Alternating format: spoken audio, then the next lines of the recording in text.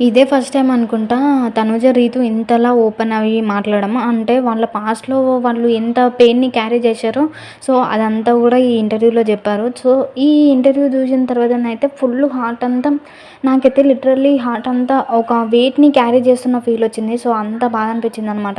ఎంత fun generate చేసినప్పటికీ వాళ్ళు ఎమోషన్ అయిన తర్వాత కొంచెం అలా అనిపించింది నాకు. సో, ఈ వీడియోలోనైతే పార్ట్ 1గా చెప్తాననమాట. ఎందుకంటే ఆ ఇంటర్వ్యూ గురించి మొత్తం చెప్తే చాలా లెంతీ అయిపోతది. సో, అందుకనే 2 పార్టిషన్ అయితే తీసుకున్నాననమాట. ఈ ఈ వీడియోలో పార్ట్ 1, నెక్స్ట్ వీడియోలో పార్ట్ 2 చెప్తాను. సో, ఆహ్, ఇంటర్వ్యూ గురించయితే కంప్లీట్‌గా చెప్పేసాననమాట. అంటే ఏం జరిగింది ఏంటనేది ఎక్కడ గూడా ఏది గూడా మిస్ చేయకుండా కంప్లీట్‌గా చెప్పేస్తాను. సో, ఎక్కడ గూడా స్కిప్ చేయకుండా వీడియోనైతే లాస్ట్ వరకు చూడండి. Hello everyone, welcome to my channel SN official 81. వీడియోని ఫస్ట్ టైం ఎవరైనా చూస్తున్నట్లయితే వీడియోని లైక్ చేయండి. అలాగే ఛానల్‌ని సబ్స్క్రైబ్ చేసుకోండి. ఫస్ట్ అయితే ఇంట్రొడక్షన్ ఉంటది గదా! సో, ఇంట్రొడక్షన్ ఫస్ట్ రీతును ఇన్వైట్ చేస్తది. రీతుని ఏమంటదంటే అందరికీ ఇష్టం స్వీటు, స్వీట్‌కి కూడా హీట్ ఎక్కించేది రీతు అని చెప్పేసి అంటదనమాట. భలే ఉంది గదా! తన ఇంట్రొడక్షన్. తేజు గారిది కొంచెం వెరైటీగా ఉంటదబ్బా ఇంట్రొడక్షన్ ఎంతైనా. ఇక నెక్స్ట్ వచ్చేసి తనుజ గారిది. తనుజ గారిదైతే అబ్బా వేరే లెవెల్, అసలు మామూలుగా లేదు తన ఇంట్రొడక్షన్ అయితే. సో, చూసేద్దాం ఇంకెందుకు ఆలస్యం, ఎలా ఇంట్రొడక్షన్ చేశారనేది చూడాలనిపిస్తుంది కదా. సో, ఏమని ఇన్వైట్ చేశారంటే, ఈ లేడీకున్నంత ఫ్యాన్స్ ఫాలోయింగ్ నాకు తెలిసి ఏ సీజన్‌లో, ఏ టీవీ షోలో కూడా ఇప్పటి వరకు ఎవ్వరికీ లేరు. లెట్స్ వెల్కమ్ తనూజ అని చెప్పేసి పిలుస్తారనమాట. తనూజ గారి ఇంట్రొడక్షన్ అయిపోయిన తర్వాత ఇలా అంటుందన్నమాట తేజస్వి గారు. ప్రతి ఇంట్లో ఒక కూతురు, సిస్టర్, కోడలు, మదర్ ఇలా ఉండాలి అని మీరు అనుకుంటారు. కానీ ఎలా ఉంటారు, ఇలాగుంటారు అని తనని తాను చూపించుకుంటదనమాట. అంటే ఫన్నీ వేలో. తేజస్వి గారు ఫేమ్ గురించి మీ ఒపీనియన్ ఏంటని ఇద్దరిని అడుగుతుంది. అంటే ఫస్ట్ రీతు గారు చెప్తారు. రీతు ఏం చెప్తుందంటే, బిగ్ బాస్కి వెళ్ళడం నాకు మంచి జరిగింది. బిగ్ బాస్కి వెళ్ళకముందు నేను ఎలా తెలుసు అంటే పీపుల్స్కి నన్ను ఎలా జడ్జి చేసేవారంటే షోలో ఎప్పుడు కూడా ఫుల్ అల్లరల్లరిగా ఉంటాను కదా. సో, నన్ను ఎప్పుడు కలవలేదు కాబట్టి వాళ్ళకి అంతగా తెలియదు నేను ఏంటనేది అని చెప్పేసి అంటుందన్నమాట రీతు. సో, వెంటనే తేజస్వి షాక్ అయిపోతుంది అనమాట. నేను తట్టుకోలేకపోతున్నాను ఈరోజు నేను ఇలా చూసి అంటది. అంటే బిఫోర్ బిగ్ బాస్ రీతు మొత్తం చాలా అల్లరల్లరిగా ఎప్పుడు నాన్ స్టాప్గా ఏదో ఒకటి మాట్లాడుతూ ఉండేది కదా. సో, ఇప్పుడు కొంచెం కామ్గా, డీసెంట్గా, డిసిప్లిన్గా ఉండేసరికి నేను నిన్ను ఇలా చూసి తట్టుకోలేకపోతున్నాను అంటదనమాట. ఆ వేలో పేర్లు చెప్పకుండా నాకు ఒక గాసిప్ చెప్పని తేజస్వి గారు రీతుని అడుగుతారనమాట. సో, రీతు ఏం చెప్తుందంటే, గాసిప్ ఏం చెప్తుందంటే తన ఎక్స్ తన ఫ్రెండ్‌తో డేట్ చేస్తున్నాడు. అది నా ఫ్రెండ్స్ గూడా అందరికీ తెలుసు అని ఈ గాసిప్‌ని షేర్ చేసుకుంటదనమాట. సో, ఇప్పుడు తనుజ గారు ఫేమ్ గురించి ఏం చెప్తారంటే, బిగ్ బాస్ ఎక్స్‌పీరియన్స్ నాకు చాలా బావుంది. ఒక పాయింట్ ఆఫ్ టైమ్‌లో అసలు నేను బిగ్ బాస్‌కి వద్దు అనుకున్నా. ఎందుకంటే బిగ్ బాస్ హౌస్‌లో మీరు ఇలాగే ఉండాలి, మీ వర్క్స్ మీరే చేసుకోవాలి అని ఒకటి ఉంటది గదా. సో, అది నా లైఫ్‌లో నేను ఎప్పుడు అలా లేను, అలా చేయలేదు. సో, నేను హౌస్‌లోకి వెళ్ళే ముందు గూడా అమ్మ నన్ను ఒకటే అనేది, నువ్వు వెళ్ళినా గానీ 1 వీక్ ఆర్ 2 వీక్స్‌లో వచ్చేస్తావు. ఎక్కువ రోజులు ఉండలేవు. సో, 1 వీక్‌లో వచ్చేస్తావు. ఎలాగో ఎక్స్‌పీరియన్స్ చేయాలనుకుంటున్నావు గదా. సో, వెళ్ళి రా అని జెప్పేసి అని పంపించారు అని చెప్తుందనమాట. అంటే బిగ్ బాస్ హౌస్‌లో తను ఎక్కువ రోజులు సర్వైవ్ అవ్వలేరు అని తను గావచ్చు, తన ఫ్యామిలీ గావచ్చు అలా అనుకునేవారని జెప్పేసి షేర్ చేసుకుందనమాట. అలాగే అంటే బిగ్ బాస్ హౌస్‌లోకి వెళ్ళినంక తనకి చాలా మంచి ఎక్స్‌పీరియన్స్ అయిందంట. అంటే అక్కడ అందరితో వాళ్ళతో స్పెండ్ చేయడము అంతా గూడా చాలా బ్యూటిఫుల్ మెమొరీ అని గూడా చెప్పింది. అంటే చాలా బాగా అనిపించిందంట. ఆ గొడవలైనా ఏదైనా అది గొడవలనేది కామన్ గదా. సో, నార్మల్ గాబట్టి ఎవ్రీథింగ్ గొడవలైనా వాళ్ళతో ఉండడం గూడా అదంతా కంప్లీట్‌గా నాకు చాలా అది ఒక అందమైన ఎక్స్‌పీరియన్స్. అందరితో కలిసి అలా ఒక ఫ్యామిలీ అన్నప్పుడు గొడవలనేది నార్మల్ కదా అనగానే తేజ్ అంటుంది, బిగ్ బాస్ నుంచి బయటకొచ్చిన తర్వాత ఎవ్వరు గూడా ఇలా అనలేదు. అంటే హౌస్ నుంచి బయటకొచ్చిన తర్వాత ఒక ఫ్యామిలీ అని ఎవ్వరు గూడా అనలేదు. తేజస్వి అంటది, ఫస్ట్ టైం తెలుసా ఇంతవరకు ఎవరు అనలేదు. అంటే బిగ్ బాస్ హౌస్ నుంచి బయటకొచ్చిన తర్వాత ఇంతవరకు ఎవ్వరు గూడా ఒక ఫ్యామిలీ అని ఎప్పుడు గూడా అనలేదు. నువ్వే అంటున్నావు అని చెప్పేసి అంటదనమాట, చెప్తది. సో, దానికి మళ్ళీ తనుజ ఏమంటదంటే, అంటే బీబీ హౌస్ తర్వాత బయటకొచ్చిన తర్వాత భరణి గారితో కొన్ని మూమెంట్స్ అనేది అంటే కొన్ని ఉంటాయి కదా మెమోరీస్. సో, ఆ మెమోరీస్ రీల్స్ రూపంలో చూసినప్పుడు సో, తనకి కొంచెం మిస్సింగ్ ఫీలింగ్ వచ్చి మళ్ళీ భరణి గారికి షేర్ చేసేదంట. అంటే మిస్సింగ్ యూ నాన్న అని చెప్పేసి అది కూడా షేర్ చేసుకుంటుంది. ఇక ఫస్ట్ రౌండ్ స్టార్ట్ అవుతుంది. సో, ఫస్ట్ రౌండ్ పేరేంటంటే ఆశకు హద్దు ఉండాలి. సో, ఈ రౌండ్ ఏంటనేది అందరికీ తెలుసు అనుకుంటా ఐ థింక్. అంటే ఒక బోర్డు ఉంటుంది కదా. సో, ఆ బోర్డులో కొన్ని వర్డ్స్ ఇస్తారు. సో, ఆ వర్డ్స్ని యూజ్ చేసి ఇప్పుడు తేజస్వి గారి దగ్గర ఐప్యాడ్ ఉంటుంది కదా. సో, ఆ ఐప్యాడ్లో ఉన్న ఇమేజెస్తో ఈ వర్డ్స్ని యూజ్ చేసి ఒక స్టోరీ అనేది అల్లాలన్నమాట. స్టోరీ క్రియేట్ చేయాలి. సో, ఫస్ట్ తనుజ గారు చెప్తారన్నమాట. సో, తనుజ గారికి రీతు ఏం వర్డ్స్ ఇస్తుందంటే లవర్ బాయ్, మొద్దు, butterfly in stomach, possessive, ice cream, ఈ 5 వర్డ్స్ అయితే ఇస్తుంది అనమాట. ఈ 5 వర్డ్స్ని యూజ్ చేసి ఒక స్టోరీ అనేది క్రియేట్ చేయాలి. సో, లవర్ బాయ్ ప్లేస్లో వేరే ఏదైనా పెట్టమని అంటుంది అనమాట వర్డ్ తనుజ గారు తేజస్వి గారిని. కానీ తేజస్వి పెడుతుందా పెట్టదు. సో, పెట్టదనమాట, అదే వర్డ్ ఉంచుతుంది. సో, ఈ వర్డ్స్ని అంటే ఎందుకు నీకు ఎవరు గుర్తుకొస్తున్నారని తేజస్వి అడుగుతుంది తనుజ గారిని. అడిగితే నాకు అసలు లవర్ బాయ్ అంటేనే ఇష్టం ఉండదని చెప్తుంది. ఇక తనుజ గారికి ఎవరి ఇమేజ్ వస్తుందంటే the most handsome kind heart person, అమ్మాయిల కళల రాజకుమారుడు, సూపర్ స్టార్ మహేష్ బాబు గారు అయితే వస్తారనమాట తనుజ గారికి. ఇక తనుజ గారు వెళ్ళిన స్టోరీ ఏంటంటే లవర్ బాయ్ మహేష్ బాబు. అతని దగ్గరికి వెళ్ళి ముద్దు అనగానే మహేష్ బాబు స్టమక్లో బటర్ఫ్లై వస్తుందంట. ఆ లోపలే తన వైఫ్ వస్తుందంట, నమ్రత శిరోద్కర్ గారు. సో, అది చూసి తనుజ గారు పొసెసివ్గా ఫీల్ అయితే, సో తనుజ గారు పొసెసివ్గా ఫీల్ అయ్యారు కదా అని మహేష్ బాబు గారు తనుజ గారికి ఐస్ క్రీమ్ కొనిచ్చారంట. సో, ఆ ఐస్ క్రీమ్ తినేసి ఇంటికి వెళ్ళారంట. సో, ఇది తనుజ గారు అల్లిన స్టోరీ అనమాట. తనుజ గారు అల్లిన స్టోరీ ఎలా ఉంది? బాగానే ఉంది కదా. నాకైతే బాగానే అనిపించింది. అంటే మహేష్ బాబు గారికి కరెక్ట్గా తన పర్సనాలిటీకి కరెక్ట్గా మ్యాచ్ అయ్యేలా కరెక్ట్గా చెప్పారు. సో, బాగానే ఉంది. అసలు ఒకటి అర్థం కాలేదు, ప్రోమోలో ఉన్న సీన్స్ ఎపిసోడ్లో లేవు. మరి అలాంటప్పుడు మరి ప్రోమోలు ఎందుకు ఇస్తారో ఏంటో. మరి రీతుకి ఏం వర్డ్స్ వచ్చాయంటే క్యాండిల్ లైట్, రాకుమారుడు, ఫసాక్, షేక్ ఆడిస్తా, ఒక్కటి అడక్కు, ఈ 5 వర్డ్స్ అయితే రీతు గారికి వస్తాయి. ఇక రీతుకి ఎవరి ఇమేజ్ వస్తుందంటే డెమోన్ పవన్. అది ఎలా వస్తుంది అంటే తేజస్వి గారు ఫస్ట్ స్టార్టింగ్లోనే డెమోన్ పవర్ని ఇమేజ్ ఉంటుంది అనమాట. ఆ ఇమేజ్ని స్లైడ్ చేయదు, అలానే హ్యాండ్ మూమెంట్ ఇస్తున్నట్టు యాక్ట్ చేస్తుంది. బట్ అది స్లైడ్ చేయదు అనమాట. సో, అందుకే డెమోన్ పవన్ది వస్తుంది. ఇక రీతు స్టోరీ ఏమల్లిందంటే డెమోన్ పవన్కి ఒక మంచి స్టోరీ ఓకే అయిందని నన్ను సర్ప్రైజ్గా డిన్నర్కి తీసుకెళ్ళాడు. డిన్నర్కి తీసుకెళ్ళిన తర్వాత అక్కడ నార్మల్గా మాట్లాడుకుంటాం. అయితే నేను అప్పుడు అడిగాను పవన్ని, నీ మూవీ ఎలా వెళ్తుంది అని, ప్రతిదీ ఎలా ఉందని నేను అడిగితే వాడన్నాడు నేను మూవీ చాలా బాగా చేస్తున్నాను, షేక్ ఆడిస్తున్నాను అని వాడంటాడు. వావ్, ఇట్స్ నైస్, నువ్వేం రోల్ చేస్తున్నావంటే రాజకుమార్ లాగా ఉంటాను నేను అని చెప్తాడు.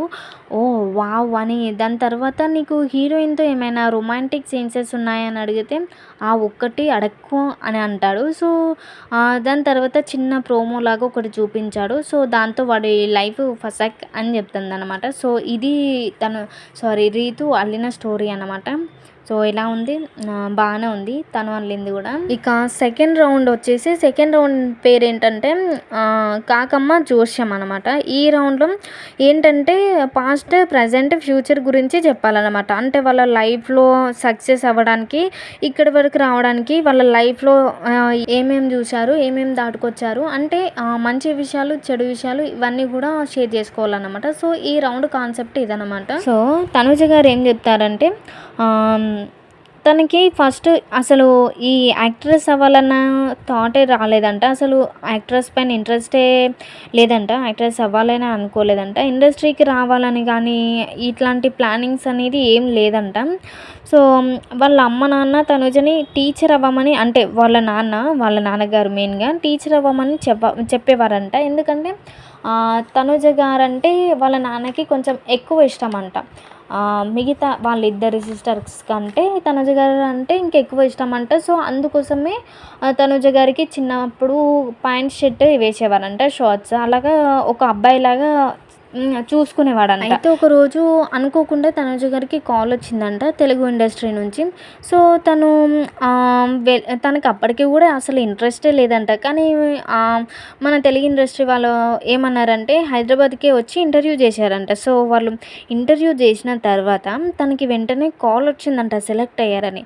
సో అప్పుడు ఏంటంటే అప్పుడు 100+ ఆడిషన్స్ జరిగాయంట. అలా 100+ ఆడిషన్స్ జరిగిన ఈ అమ్మాయి ఎక్కడుంది ఈ అమ్మాయి ఎక్కడుందో ఎక్కడున్నా పర్లేదు తనని తీసుకురండి అని చెప్పారంట. సో అలా స్టార్ట్ అయిందంట తనుజ గారి జర్నీ మన తెలుగు ఇండస్ట్రీలో. సో తన ఫస్ట్ ప్రాజెక్ట్ వచ్చేసి ముద్దమందారం.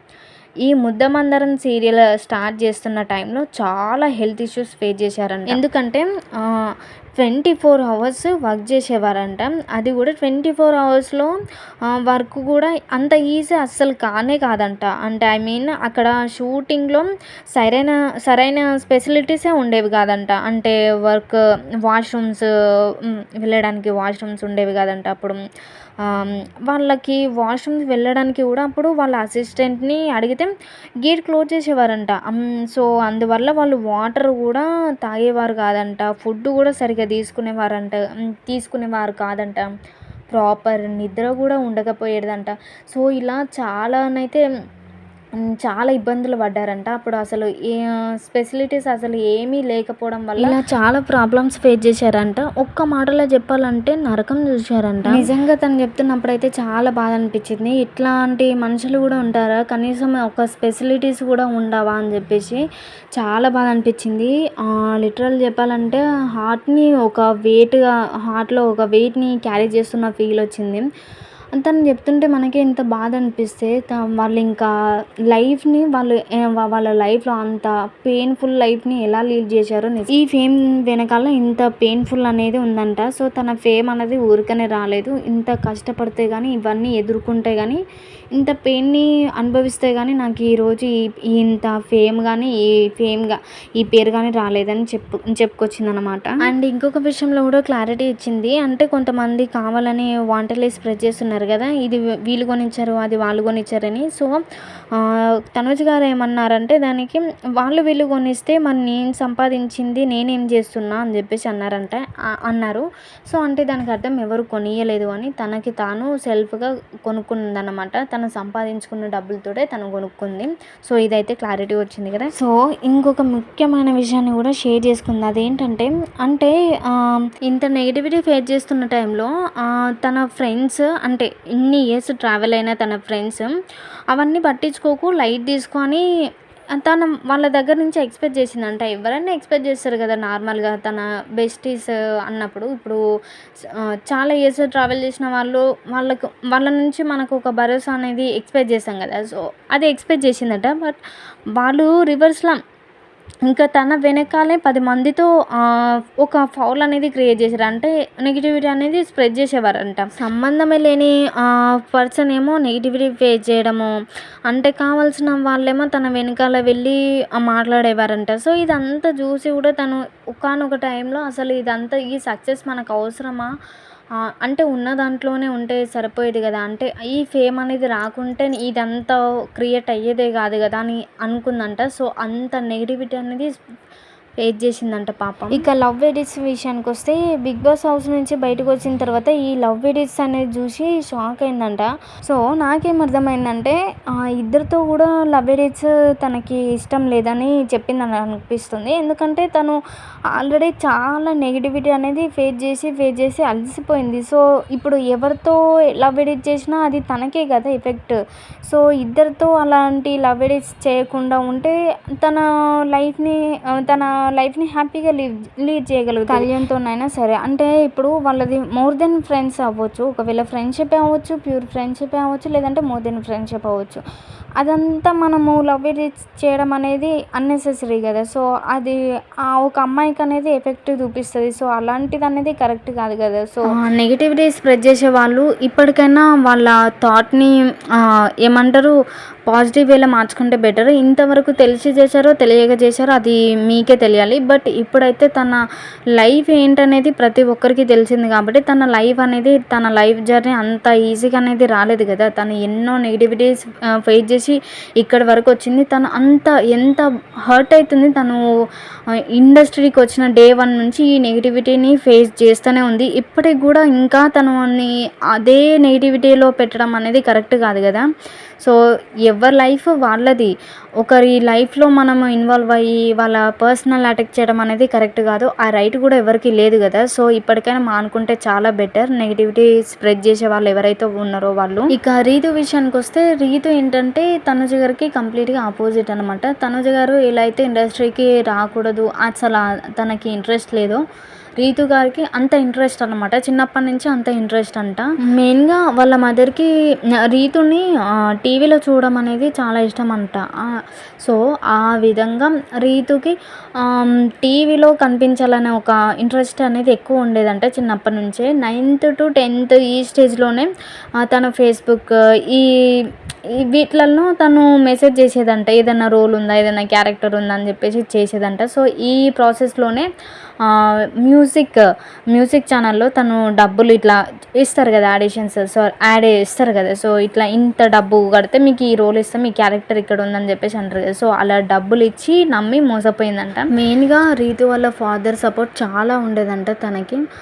తను ఏదైనా షూటింగ్ వెళ్ళాలంటే కూడా వాళ్ళ ఫాదరే తనకి ఈ టైంకి ఏదైనా ప్రాజెక్ట్ ఉన్నప్పుడు ఈ టైంకి షూటింగ్‌కి అక్కడ ఉండాలి అంటే, తనకంటే వాళ్ళ మదర్ కంటే ముందే రీతు వాళ్ళ ఫాదర్ ముందు లేచి అన్నీ రెడీ చేసి టైంకి తనని లేపేవాడంట రీతుని. సో, చాలా కేరింగ్‌గా కూడా చూసుకునేవాడంట. సో, తనకి ఇండస్ట్రీ అంటే ఎంత మక్కువ అంటే తనకి అంటే ఇండస్ట్రీకి రావాలని, ఎలా రావాలో అనేది తెలియక, సో, సెలబ్రిటీస్ చదువుకున్న కాలేజ్‌లో తను జాయిన్ అయ్యిందంట. అలా చిన్న చిన్న ప్రయత్నాలని కూడా చేసిందంట. ఏది కూడా వదిలిపెట్టకుండా ప్రతి దాంట్లో కూడా ఇలా వెళ్తే సక్సెస్, ఇలా వెళ్తే ఇండస్ట్రీకి వెళ్తాను, అలా వెళ్తానేమో అని చెప్పేసి చాలా చాలా ప్రతి ప్రయత్నాన్ని కూడా వదులుకోకుండా ప్రతి ప్రయత్నం చేసిందంట. సో, అలా గివ్ అప్ ఇవ్వకుండా ప్రతిదీ దాటుకున్న తర్వాత ఇప్పుడు ఈ స్టేజ్‌లో ఉన్నారనమాట. అందుకే లైఫ్‌లో ఏదైనా సరే గివ్ అప్ ఇవ్వకుండా స్ట్రాంగ్‌గా మనకి మనం